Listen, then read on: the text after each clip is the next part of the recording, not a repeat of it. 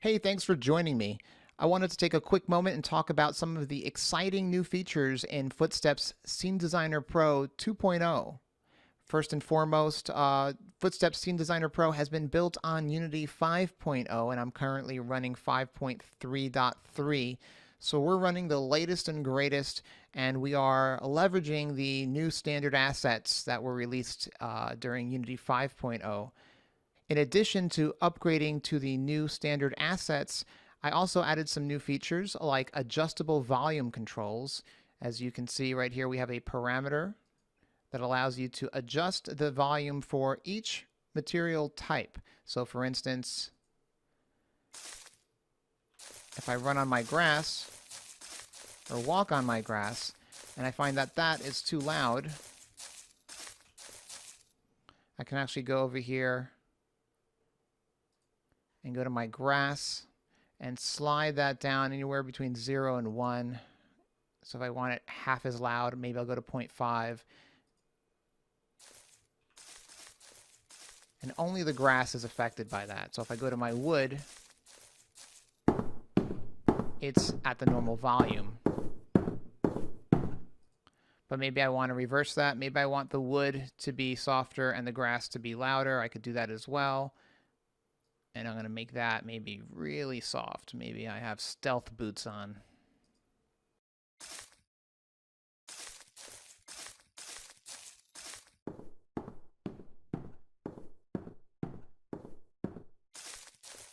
So that's pretty cool because now you can adjust, again, the sound level per material type. So if you have unbalanced sounds for some reason, or you do want to create an effect of stealth or something like that, you can do that. Another neat feature is the inclusion of footstep modes. Over here, I have a new parameter, and there are 3 different modes to choose from. And this all depends on what character controller you're using. If you're using a first-person controller, you're going to want to set this to first-person footstep mode. If you're in third-person, you might want to do third-person simple, which is what this particular scene is set up for. Or you could also do a third-person advanced mode. And the reason why we have these modes and why they're important is because originally we just designed Footsteps Scene Designer Pro for first-person mode, and it didn't really matter what your feet look like. In fact, let's go to a scene. We'll go to this scene that has the first-person controller. And as you can see, you don't see the feet in this case. So it really doesn't matter when I walk if the footsteps are synchronized with the actual steps, because it's assumed that you can't see them. In third-person mode, third-person simple mode, I'm going to load that script. I have an example script for each of these. Well, now, if you're using a third-person character controller, you can see the feet, and so it's going to be desirable to make those footsteps, relate to the actual step. So let's run the scene. And as you can see, you can synchronize the sound to the visual step. Now, third-person simple mode is a quick and dirty solution. What I mean by that is it's quick and easy to set up, but it's dirty in that you are manually telling it what your stride is and what your how frequently to play the sound. So it's just like the first-person mode, where you can adjust the walking speed. Like in this case, every half second when I walk, I want it to play a footstep sound. So I'm going to have to visually line that up to my stride to make that make sense. For instance, if I change that and I increase that stride to 2, that means every step, the sound is going to be heard every 2 seconds. And so you're going to want to play with that number depending on the character that you are controlling. But I mean, once you have it set up, you're good to go. You'll have to do the same thing with the running speed, and of course that'll affect the running. And then of course with the step offset and run offset, those 2 parameters affect where precisely the ground detection occurs to determine what material you're stepping on.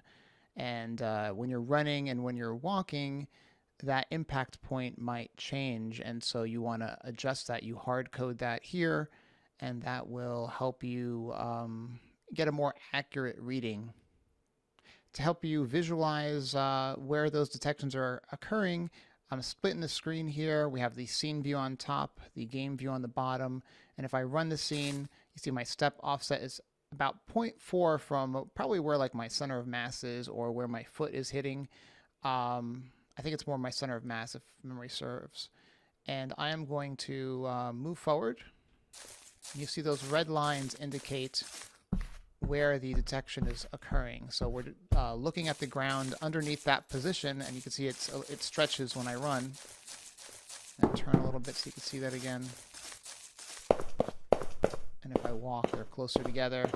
And that's a product, again, of my step offset and run offset. So, if I exaggerate the step offset and I come around here, whoops. Let's see. So now I'm stepping, and you can see how far ahead it's detecting the surface. So you could play with those parameters, and again, once you have it set up for a specific avatar, you're pretty much good to go.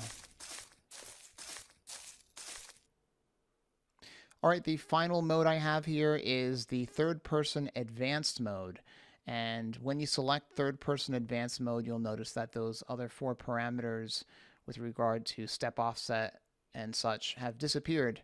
And that's because third-person advanced mode does not use that. What third-person advanced mode does is it uses animation events to determine not only when to play a sound, but exactly where. It uses the animation events in conjunction with the left and right foot skeletal transforms. Let me say that again. Left and right foot skeletal transforms. And so basically, it's keeping track of which foot is the actual stepping foot, and it will actually look under that foot to make the determination on which or what the surface type is to play the appropriate sound. And that is a lot more accurate, a bit more complex to set up if you wanted to, and but not too bad, because I have, for one, included a scene for everything that all the different types of modes. If you want to look at the first person mode, you could open up this scene. If you want to look at the simple mode example, you could go over here, or in this case, we're looking at the third person controller advanced mode scene, and that's all in the scenes folder. But essentially, to make that work, you would drag your let's see, you have a third person controller here. You would drag the Footsteps script onto it, so you would get the standard assets third person controller. However, you could do it that way, but I made it a little easier. I've included the actual prefab that you'll need here. This is actually the standard assets folder. So everything works. I've included all those assets, like a copy of the ones Unity provides. However, if you're going to do the third person controller, I would recommend you go into this folder and grab this guy, the third person controller, and drag him into your scene, and work from him, because he has the animation events set up as you see here. You can tweak those. I have a extensive video that goes over how to actually customize it and play with it and what's going on with that. So I'm not going to get into it here. Your best bet is, if you were to use something like this, is you would essentially drag the third person controller into your scene and attach the camera to him and drag the Footsteps script. So you go to Scripts, Footsteps, and you drag that into him. And we'll try that again, because I missed. I never miss. Okay, and then you would just set the mode, because right now I'm in first person mode. No, he's a third person advanced mode, and I'd be good to go with this guy in my scene. And that's the easiest way to set up the advanced mode. Anyway, those are some of the new features available in Footsteps Scene Designer Pro, available on the Unity Assets Store. If you have any questions or comments, please leave them below, and I'll see you next time.